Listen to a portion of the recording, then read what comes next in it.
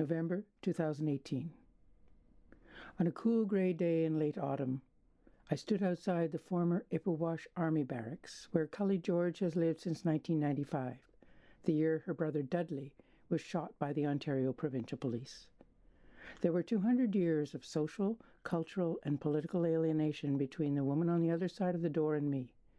Yet somehow, according to Indigenous ways of thinking about which I was starting to learn, this woman and I were related, as was Dudley, through a treaty. We were even treaty kin. I knocked on the door, my mouth dry, my heart thumping in my chest. I waited, my eyes on the small square window set in the faded wooden door. The curtain moved. I stood there waiting, feeling conspicuous as a pickup truck drove by on the road just beyond where I stood, slowing down as it passed. Someone had noticed me. I felt self-conscious, clearly a white person, a Shuganosh, on this remnant of ancient Anishinaabe territory. I continued to stand there, not wanting to knock again, but not wanting to give up either. The door opened a few inches. In the darkness of the opening, I saw a short woman, brown skin, dark brown eyes, chin-length gray hair. "Yes," she said, her voice hard. I told her my name.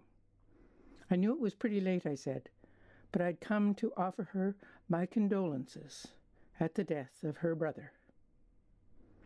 She looked at me hard. I held her gaze. Brown eyes on blue, blue eyes on brown. She stepped back, pulled open the door. "Come in," she said.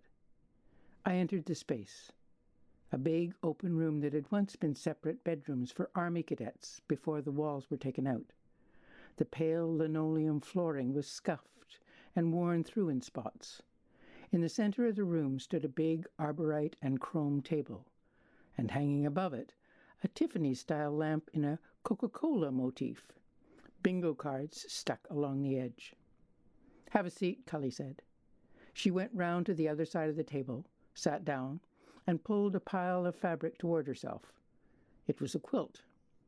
"A bear paw design," she said, opening it out so I could see the pattern.